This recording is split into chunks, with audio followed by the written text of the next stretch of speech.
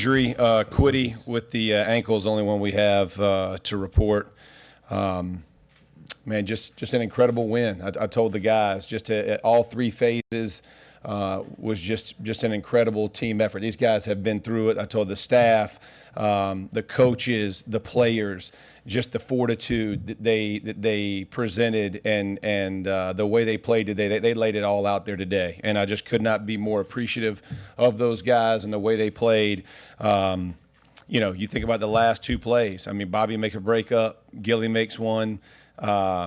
It's just, I'm not sure there's a storybook ending any better for the first game. So, heck of a win. Obviously, it's one win. We want to stack a lot of wins, but you can't start a stack until you get the first one. So, really proud of the guys and excited about the way they played. So we'll go from there. Jeff, you made it clear during the week that you couldn't do this by yourself. Oh.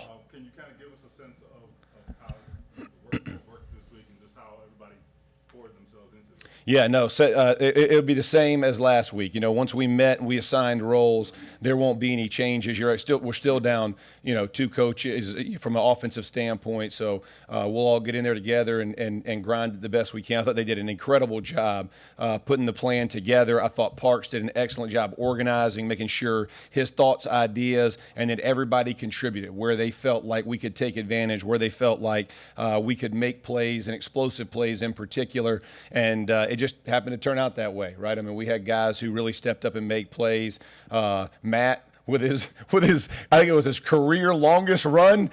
Lightning, right? We're going to start the zone read with Matt from now on. I mean, from that kind of thing. But obviously, man, and let me say, just everybody from offense, defense, and Bubba, obviously on special teams. These guys, they rallied, and it's a special moment for all of those guys, and I tip my hat to all of them. It's an honor to be a part of it. Jeff, first off, congratulations on 1-0. Thank you. It had to be a heck of a week.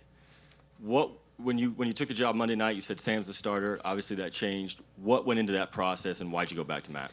Yeah, I saw Matt throw. And that was the first time I had seen him throw. He's coming off an injury, and he put a good practice together on Thursday. And so Friday, I told him, I was like, go back to back. And again, now this is my first experience really ever seeing him throw, and he looked really good. And I wanted to talk to the staff on Friday afternoon, but I had I knew what I was going to do. And but those, and I knew everybody was with it. And I felt like Matt gave us the best chance to win, and I had the conversation with Sam, who is a true pro, and I have so much respect for that young man and the way that he's conducted himself and the type of teammate he is, and Nick. I mean that room is tight, and they take care of each other and they guard each other, and as soon as I talked to Sam, he was right in the role that Matt had been for him, helping and discussion. And actually, when offensive plays are being run, a lot of times I keep those guys back there with me, going through progressions with them. So, but I felt like Matt, and I wanted to make sure he was in the right space to do it. He wanted all of it. Let's go, let it rip. Did you think that the Colts should have gone to Sam in the first place?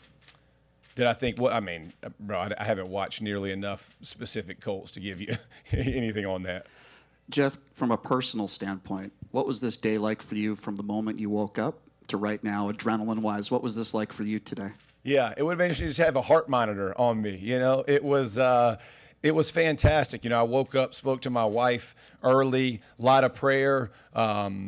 Did church on the phone, and watched my normal church back home. Talked to my son and my wife, and then had a lot of text of just encouragement, prayer, thoughts, all those things, and so grateful for that. All the boys sending text chains, and go get it, and Edge sent me a text, and he's I'm here, and it was just it was magical in all honesty. In truth, I felt very at peace. I felt like we had a really good plan in place. I felt like all the men who I had talked about empowering and giving them ability to do what they can do exceptionally well, they all stepped up. And so I knew what my role was, and I was going to execute my role to the best of my ability, and I was going to allow all of those men to do the same. And they stepped up, man, and it's an incredible day. And again, it's one win, but heck, man, they're hard to get in this NFL. So just really proud of each and every one of them in their effort.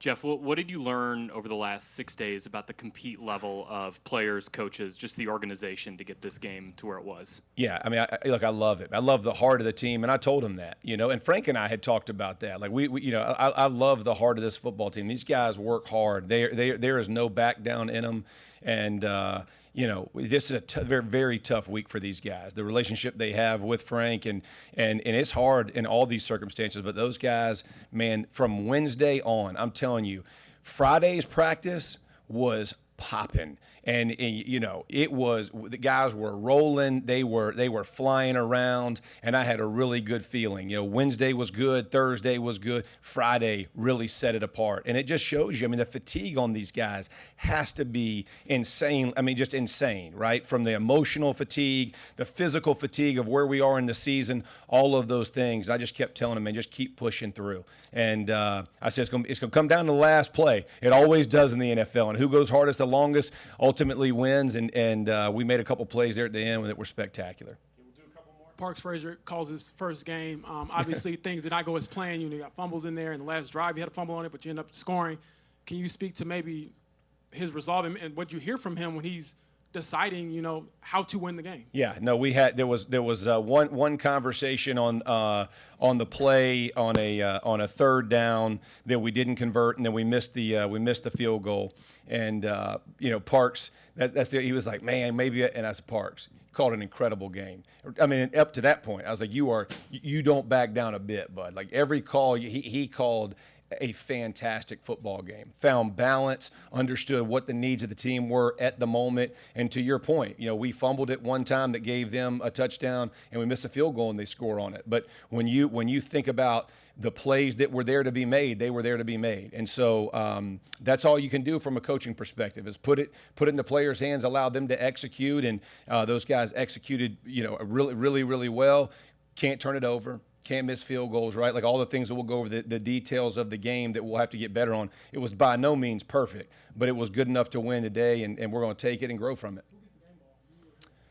I give. All right, you can't ask for any better than 1-0 to follow what was a wild week in Indianapolis. 25-20 is your final with Jeff Saturday. Maybe doing away with some of the doubt that followed him. And yes, you can be critical of the decision-making above him to put him in that position, but given the opportunity, Saturday succeeds here on Sunday. Plenty more highlights and reaction coming up as HQ rolls on. Do you want a sports network that delivers everything that matters about the game? The highlights, the picks, the instant analysis, no yelling, no fake debates, no politics. Hit the subscribe button and never miss a moment.